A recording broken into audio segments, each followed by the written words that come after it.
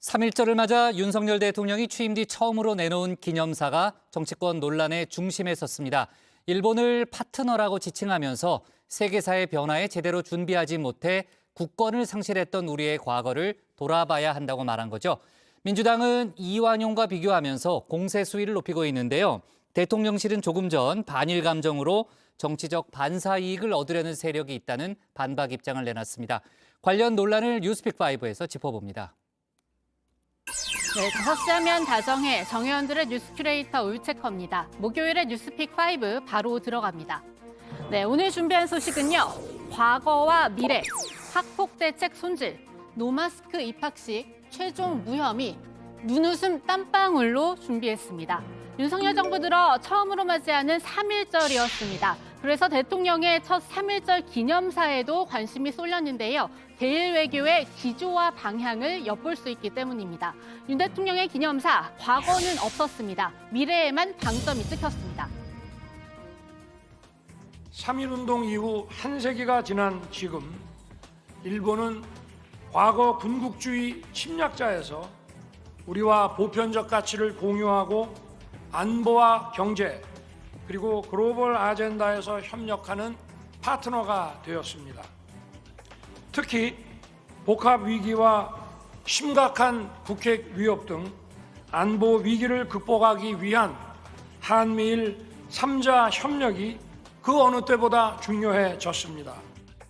일본은 이제 우리 파트너다, 강조하려다 그런 걸까요? 일본의 국권을 빼앗긴 원인을 윤 대통령은 이렇게 얘기했습니다. 우리는 세계사의 변화에 제대로 준비하지 못해 국권을 상실하고 고통받았던 우리의 과거를 되돌아보아야 합니다. 지금 세계적인 복합 위기, 북핵 위협을 비롯한 엄혹한 안보 상황, 그리고 우리 사회의 분절과 양극화 위기를 어떻게 타개해 나갈 것인지 생각해 봐야 합니다. 그러면서 일본의 과거사에 대해 그 어떤 반성이나 사과를 촉구하는 내용도 없었는데요. 당장 정치권에선 큰 논란이 됐습니다. 윤 대통령의 발언이 나온 직후부터 민주당 등 야권은 일제히 비판하고 나섰는데요. 오늘 박홍근 원내대표는 이 사람의 발언까지 가져왔습니다. 조선이 식민지가 된 것은 구한국이 힘이 없었기 때문이며 세계적 대세에 순응하기 위한 유일한 활로이다. 대한민국의 삼척 동자도 다 아는 희대의 매국노 이완용의 말입니다. 저는 매국노 이완용과 윤석열 대통령의 말 사이에 무슨 차이가 있는지 이해하지 못하겠습니다. 모두 일제의 강점과 지배를 합리화시키는 식민사관입니다. 한마디로 윤 대통령이 일본의 침략을 정당화하는 친일파 논리를 펼쳤다는 건데요. 여기서 잠시 어제 3.1절 기념식 행사장으로 돌아가 봅니다. 어제 기념식은 유관순 열사의 모교인 이화여고 안에 있는 유관순 기념관에서 열렸습니다. 태극기를 필두로 윤 대통령과 김건희 여사가 행사장에 입장했는데요. 각각 애국지사와 독립운동가 후손의 손을 잡고 들어왔습니다. 윤 대통령 태극기를 들고 3.1절 노래를 제창했고요. 마지막엔 만세 삼창도 했습니다.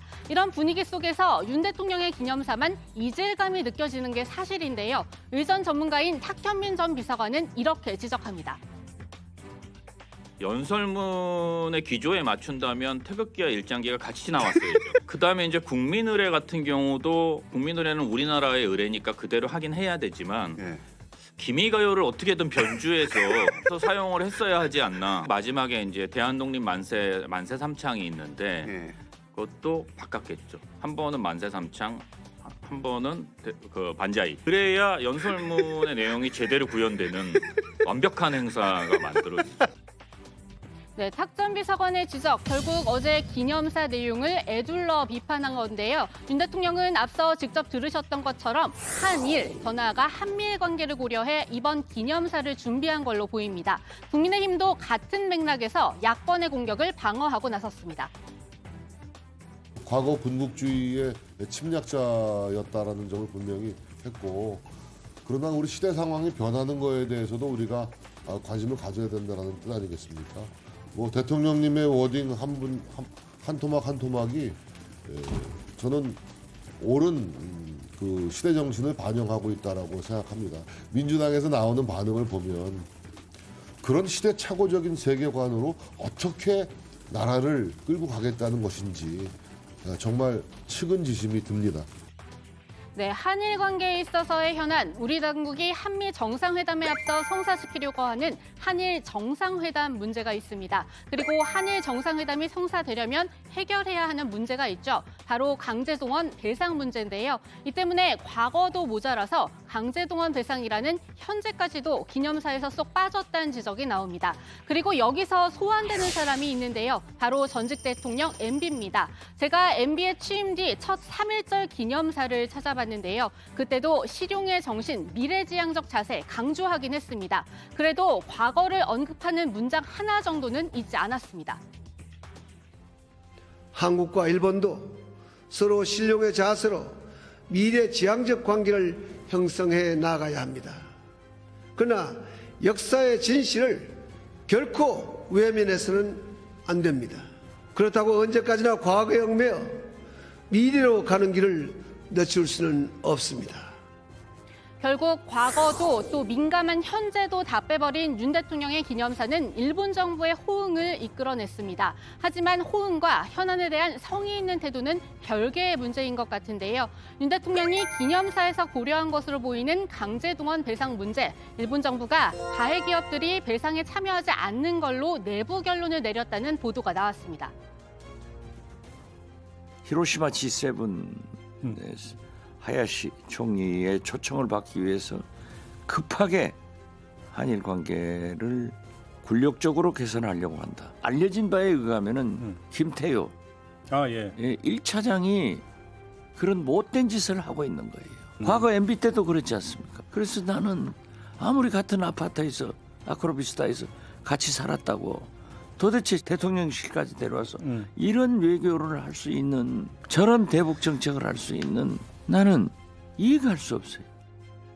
네, 여권 일각에서도 박지원 전 원장과 비슷한 비판이 나옵니다. 이현주 전 의원은 한일 관계 진전도 좋지만 일본이 성의 있는 태도를 안 보이는데 자꾸 일방적으로 구애하는 모습은 바람직하지 않다고 꼬집었습니다.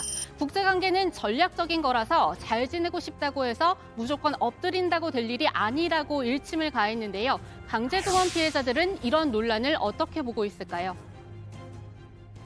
도저히 우리는 그 대통령 말 듣고는 우리 나라가 제대로 못 갑니다.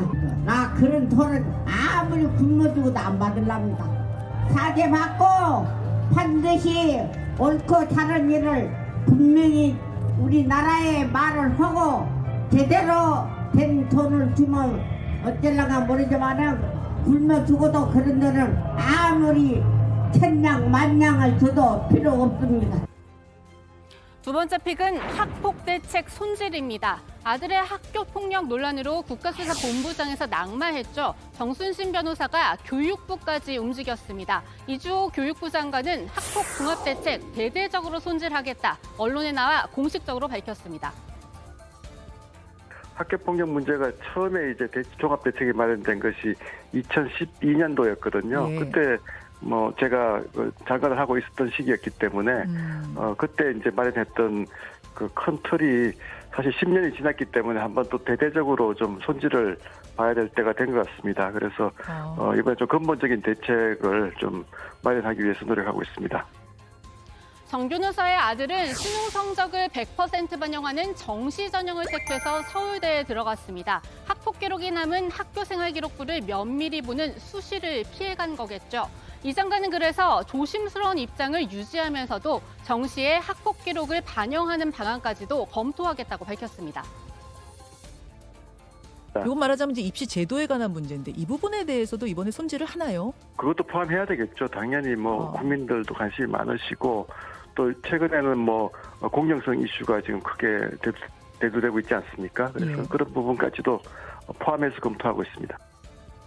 교육부가 이렇게 논란이 터진 뒤 대입제도에 손을 대는 일은 사실 이번이 처음이 아닙니다. 이른바 조국 사태 때는 자기소개서를 없애는 등의 조치를 취했고요. 2021년에는 운동선수 학폭 문제가 불거지자 대입 체육특기자 전형을 손봤습니다. 이런 땜질식 처방은 결국 수험생 전체에게 혼란을 주고 또 다른 부작용을 낳는다는 비판도 있는데요. 학폭 기록이 정시에 반영될 경우 소송전이 더 난무할 수 있다는 우려도 당국은 잘 새겨들어야 할 것 같습니다. 그리고 구멍난 인사검증 시스템 문제도 다시 한번 짚지 않을 수 없습니다. 책임지고 사과하는 사람이 없다는 점에서 야권은 공세 수위를 계속 높이고 있는데요. 인사검증의 실질적 책임자가 정순신과 한솥밥을 먹었던 한동훈 장관인데 곧바로 책임지지 않겠다고 발뺌을 하는가 하면 윤 대통령은 우선 대국민 사과를 해야 될 상황에 오히려 화를 내고 있습니다. 국민들은 어안이 벙벙할 따름입니다. 국민의힘에서도 비슷한 지적이 이어지고 있습니다. 유승민 전 의원은 윤 대통령이 공정을 강조한 연세대 졸업식 축사, 서울대 졸업식에 갔더라도 할 수 있었을까 이렇게 꼬집었고요. 이재호 상임고문은 대통령과 한동훈 장관 그리고 윤희군 경찰청장의 사과를 촉구하면서 늦둥이 아들의 아픈 과거까지 공개했습니다. 아들이 고등학교 다닐 때 한 이틀 학교를 안 가. 그럼 나는 그때 뭐 말을 안 하니까 왜 학교 안 가냐고. 그 내가 야단 쳐갖고 이제 이틀 학교를 보냈어. 이때까지 자기는 그때 왜 학교를 안 간지 그 무렵에 애가 왜 얘기를 안 했구나. 짐으로 한지는 일체 이야기를 안 했어. 지금까지도. 그런데 그때 내 학복과 한 애는 마음이 안 좋네. 지금 우리 동네 있어. 그 트라우마 있어갖고 뭐 좀 이렇게 험상궂은 애들 보고 뭐 이러면 애가 좀 솔솔솔솔 피하고 그래. 학폭이라 그렇게 무서운 거야. 여기에 이준석 전 대표는 이번 사태 정권의 변수가 될 것으로까지 내다봤는데요. 이 전 대표의 전망이 맞아떨어지는지는 다정회를 통해 계속 챙겨보시죠. 세 번째 픽, 노마스크 입학식입니다. 4년 만입니다. 전국 초중고교에서 마스크를 벗고 대면 입학식을 열었습니다. 아이들도 또 학부모님들도 우려보다 기대가 앞섰는데요. 친구들도 새로 많이 사귀고 이래가지고 기분이 훨씬 좋아요. 마스크 벗을 수 있어서 좋아요? 아니면 불편했던 마스크를 이제 벗어가지고 이제 기분이 더 좋아졌어요. 너무너무 이제 코로나 방역 정책이 완화되면서 학생들은 등교 전 진단 앱에 건강 상태를 등록하지 않아도 됩니다. 그래도 코로나 의심 증상이 있을 때는 입력을 해야 한다는 점 잊지 않으셨으면 좋겠고요. 윤 대통령은 4년 만에 노마스크 대면 입학식을 맞아서 돌봄과 교육에 대한 국가 역할을 더욱 튼튼히 해나가겠다 이런 메시지를 냈습니다.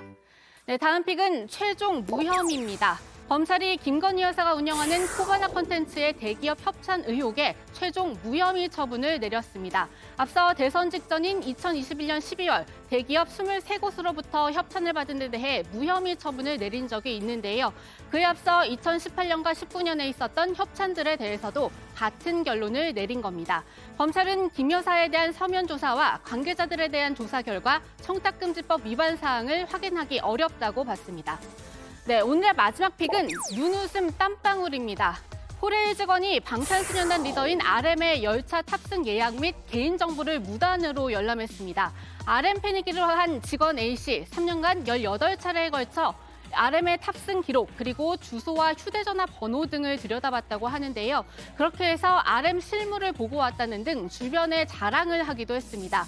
이를 들은 동료 직원의 제보에 코레일의 덜미가 잡혔는데요. 코레일 측은 A씨에 대해 직위해제 및 징계 절차 등 엄중 조치를 할 예정입니다.